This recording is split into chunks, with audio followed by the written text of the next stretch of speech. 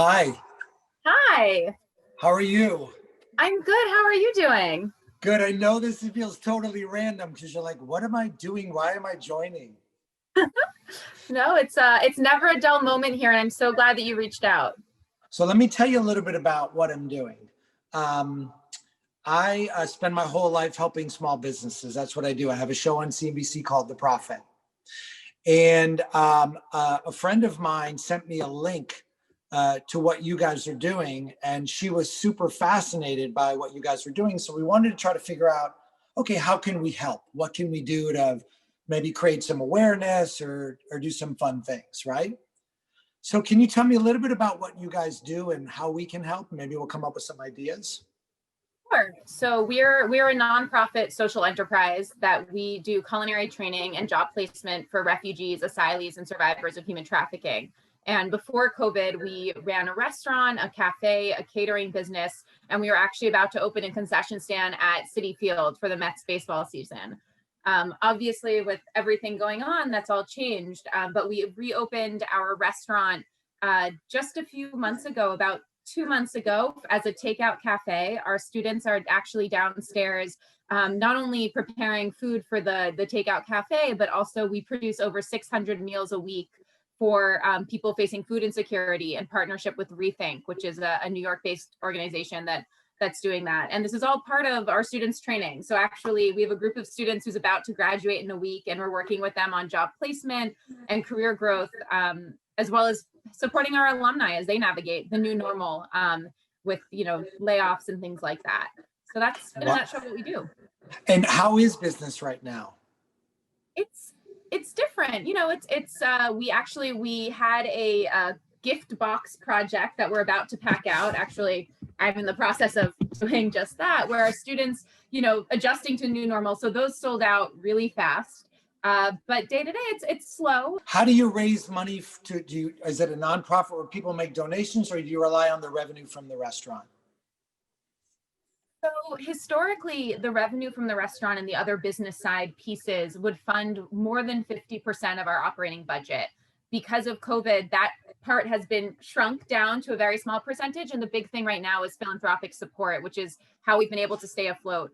We've been doing a lot of online cooking classes for those corporate partners and foundation partners as well. So donations are always critical, because something I didn't include was that we pay our students $15 an hour, whether they're working in the restaurant or in an English class or attending a mock interview, which makes it tenable. Most of our students are going home. They live in unstable housing. They face the same levels of insecurity that are so rampant in this country. And so we feel very strongly about the ability to pay them, which is what the philanthropic support allows us to do. And the name of the organization? So it's named Emma's Torch. We're named after Emma Lazarus, who wrote the poem on the Statue of Liberty. Kind of a little hat tip to what we think this country is really about, helping one another. Why did you come up with this idea? What motivated you to do it? I used to volunteer at a homeless shelter on my way to work and was really struck by the refugee crisis. But also, when I was volunteering at this homeless shelter, you hand someone breakfast. And what's exciting actually for that person isn't just the caloric intake that will get them through to the next meal, but the conversations that we can have around food. And I never thought I would be an entrepreneur, never thought I would do this, but I'm very fortunate to have people who encouraged me to take this crazy idea that I thought of while volunteering and turn it into what it is today. If you had one goal or sort of one wish to get through the winter, what would it be and how can we help?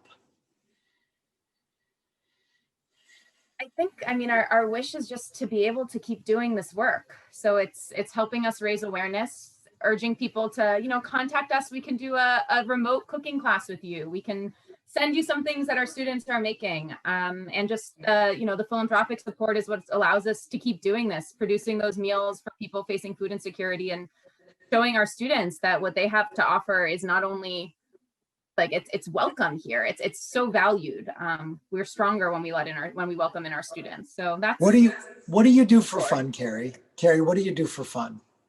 I love to cook, and I have an 18-month-old daughter. So nothing is more fun for me than getting to hang out with my husband and my daughter, and especially when I get to bring them here, and it's a whole family affair. Do you watch any movies or have any favorite comedians or anything like that? I oh my God. Hi, Oh my God. how are you? I'm I'm never speechless, but wow. So Hello.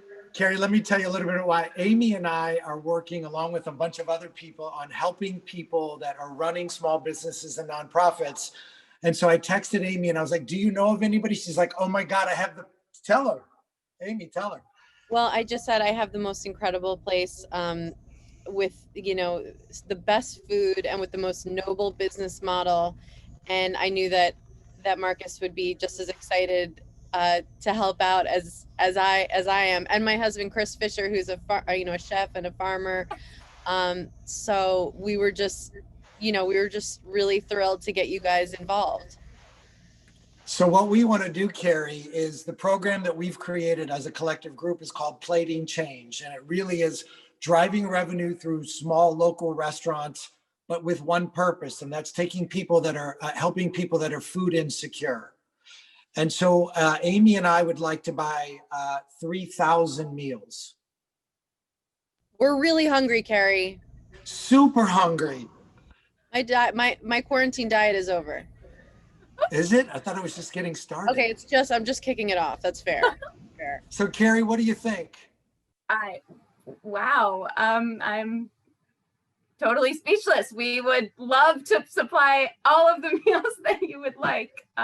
So part of what we also want to do is we want to create a specific SKU so that I can try to drive as much awareness there. So if we came up with like something amazing or something even funny so we can keep sort of serious things light, maybe Amy wants to name the meal.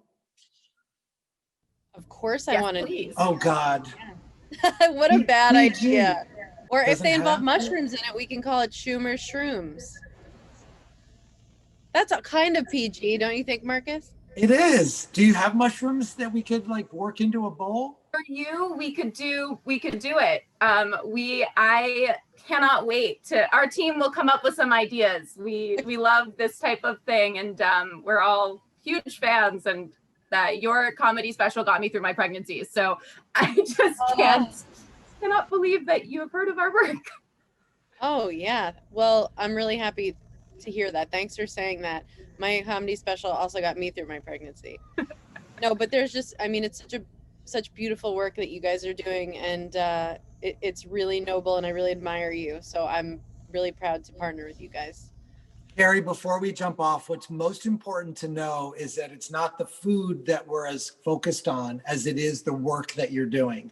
And we know that as we're going through this lockdown, and you said to me that it's kind of slow, Amy and I don't want to have people struggle. And yeah, there's a lot of restaurants that unfortunately won't make it. We can't help them all. But the work that you're doing, providing job training for people and focusing on food insecurity was important to us. And the $30,000 from us is just a start. We'll do everything we can to help you any other way. And we know the winter's going to be tough, and you're such a bright light that we wanted to shine something on you. Thank you. Just thank you so much.